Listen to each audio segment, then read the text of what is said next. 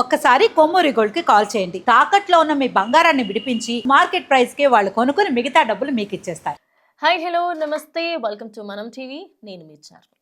రోజువారీ లాగానే తెలంగాణకి సంబంధించి మనము మాట్లాడుకుంటూ ఉన్నాము. అయితే ఈరోజు తెలంగాణలో మొన్న జూబ్లీ హిల్స్లో ఉప ఎన్నికలు జరిగినాయి. మనందరికీ తెలిసిందే అది. జూబ్లీ హిల్స్ ఉప ఎన్నికలలో బీఆర్ఎస్ పార్టీకి వెళ్ళి మాగంటి సునీత ఎట్లయితే పోటీ చేసిరో అదే క్రమంలో కాంగ్రెస్ పార్టీ నుంచి నవీన్ యాదవ్ పోటీ చేసింది.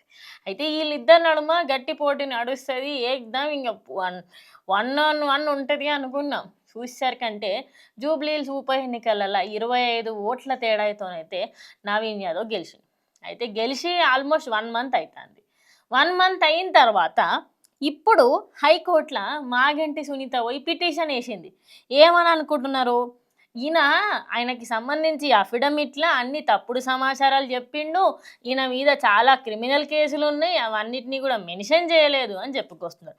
నిజానికి అఫిడవిట్‌లో కానివ్వండి, లేదా దానికి సంబంధించి కానివ్వండి, జూబ్లీ హిల్స్ ఎమ్మెల్యేను తప్పుపడుతూ హైకోర్టునైతే ఆశ్రయించింది మన మాగంటి సునీత.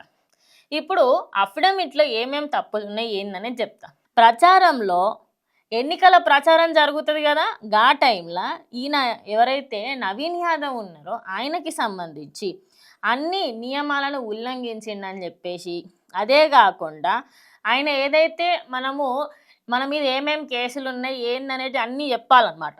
ప్రస్తుతం హైకోర్టులో ఆయన ఇచ్చిన ఏదైతే ఫామ్ ఉంటుందో ఆ ఫామ్లో పేజ్ నెంబర్ 26లో మాత్రం ఆయన మీద ఎక్కువ కేసులు లేవన్నట్టుగా అది రాయడమే కాకుండా, ఇప్పుడు ప్రభుత్వానికి సంబంధించి ఏమన్నా ఎన్నికలు అవుతున్నాయి అనుకోర్రి, ఆ ఎన్నికలు అవుతున్న సమయంలో నువ్వు ఎంత ఖర్చు పెట్టాలా ఏంది అనేది ఇంత గవర్నమెంటే ఇస్తుంది.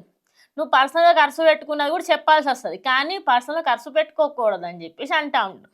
నిజం చెప్పురి, ఎంతమంది పర్సనల్ ఖర్చు పెట్టకుండా చేస్తారు? ప్రతి ఒక్కళ్ళు చేస్తారు, పర్సనల్గా పెట్టుకుంటారు వాళ్ళ పైసలకు సంబంధించి.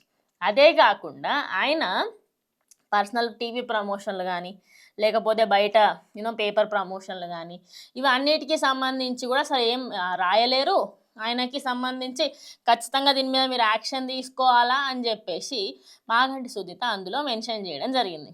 అయితే ఇవన్నిటికీ సంబంధించి మరి ప్రస్తుతం హైకోర్టు ఏమనబోతుంది అనేది ఒక పెద్ద క్వశ్చన్ అనమాట. ఎందుకంటే ఇప్పుడు ఓడిపోయిన వాళ్ళకి ఎప్పుడైనా కూడా గెలిచిన వాళ్ళ మీద ఎంతంత కోపం అయితే ఉంటుంది. ఆ పెసరంత కోపంని తీసుకుపోయి హైకోర్టులో పెడితే, లాస్ట్ టైం కూడా నవీన్ యాదవ్ గారు అప్పట్లో ఏదో ఎలక్షన్లలో దేంట్లో ఓడిపోతే అప్పట్లో ఆయన కూడా రిటర్న్ పిటిషన్ వేసిండనమాట. నాకు అది సీట్ నాకు రావాల్సింది, ఇదంతా లొల్లులు జరుగుతున్నాయి, ఇదంతా తప్పు ప్రచారం అయింది అని చెప్పేసి అప్పట్లో కేసు నడిచింది. అయితే అదే కాకుండా ఆయనకి సంబంధించి ఆయన మీద ఎన్నో క్రిమినల్ కేసులు ఉన్నాయని చెప్పి, క్రిమినల్ కేసులతో పాటు ఇంకా ఇతరితర కేసులకి సంబంధించి కూడా ఆయన ఎక్కడా కూడా బయట పెట్టలేదు అని చెప్పేసి అయితే చెప్పుకురావడం జరిగింది. మరి ఇవన్నిటిపైన హైకోర్టు ఏం తీర్పిస్తుంది? నిజంగానే మళ్ళీ మన ఎలక్షన్లు పెడుతుంటే పెట్టదు ఆబ్వియస్లీ. ఎందుకంటే ఇప్పుడు ఒక వ్యక్తి ఆల్రెడీ ఎలక్షన్లు ఫస్ట్ టైం అంటే కాదు, బై ఎలక్షన్లు అయ్యాయి. మళ్ళీ ఇప్పుడు ఇంకొకసారి ఎన్నికలు పెట్టుడు ఇదంతా ఎందుకు పంచాయతంగా? హైకోర్టు కూడా ఖచ్చితంగా దాన్ని నో అనే అవకాశమే ఎక్కువ ఉంది. కానీ ఇప్పుడు మాగంటి సునీత పెట్టిన ఏదైతే కేసు ఉందో ఆ హైకోర్టులో రిజిస్టర్ చేసిన దాని మీద, ఈ పిటిషన్ మీద హైకోర్టు ఏమైనా కొంచెం సీరియస్ యాక్షన్ తీసుకొని ఆయన ఖచ్చితంగా ఒకసారి రావాల్సి వస్తుందనో, లేకపోతే ఆయన అఫిడవిట్లో కొన్ని తప్పులు ఉన్నాయి అవన్నీ మార్పులు చేర్పులు చేయమంటారో ఏమీ ఇంకా ఐడియా అయితే లేదు. కానీ తాను పెట్టిన ఈ కేసుకి సంబంధించి, ఈ పిటిషన్కి సంబంధించి ప్రజెంట్ అయితే అందరూ కూడా చర్చించుకుంటూ ఉన్నారు. మరి మీరేమనుకుంటున్నారు? ఇప్పుడు రాష్ట్రానికి సంబంధించి బై ఎలక్షన్లలో గెలిచిన నవీన్ యాదవ్ పైన ఆల్రెడీ నిన్న ఆయన మాట్లాడిండు, మన అసెంబ్లీలో మాట్లాడినప్పుడు ఆయన ఎంత మంచిగా మాట్లాడిండు. అదే కాకుండా మన గెలిచిన తర్వాత కూడా నా మీద క్యారెక్టర్ అసాసినేషన్ చేస్తున్నారు అన్నట్టుగా ఒక మాట అన్నాడు.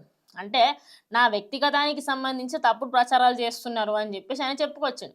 ఇలాంటివన్నీ చెప్పుకుంటా పోతే ఇప్పుడు గెలిచిన వాళ్ళకి ఓడిపోయిన వాళ్ళ మీద ఎట్లయినా ఏం కోపం ఉండదు. ఓడిపోయిన వాళ్ళకి గెలిచిన వాళ్ళ మీద అబ్బాయి నా మీద గెలిచిండు అన్న కోపం ఉంటుంది కదా, ఆ కోపాన్ని తీసుకునే ప్రయత్నం అయితే చేస్తున్నారు. మరి సునీత పెట్టిన ఈ కేసు ఏమైనా ముందుకెళ్తుందా? ఈ పిటిషన్ ఏమైనా హైకోర్టులు తీసుకొని దాని మీద ఏమైనా యాక్షన్ తీసుకుంటారా అనేది ఇంకొద్ది రోజుల్లో బయటపడుతుంది. మరి ఈ హైకోర్టులో వేసిన పిటిషన్ పైన మీరేమనుకుంటారో కమెంట్ చేయరు. అదేవిధంగా సబ్స్క్రైబ్ టు మనం టీవీ.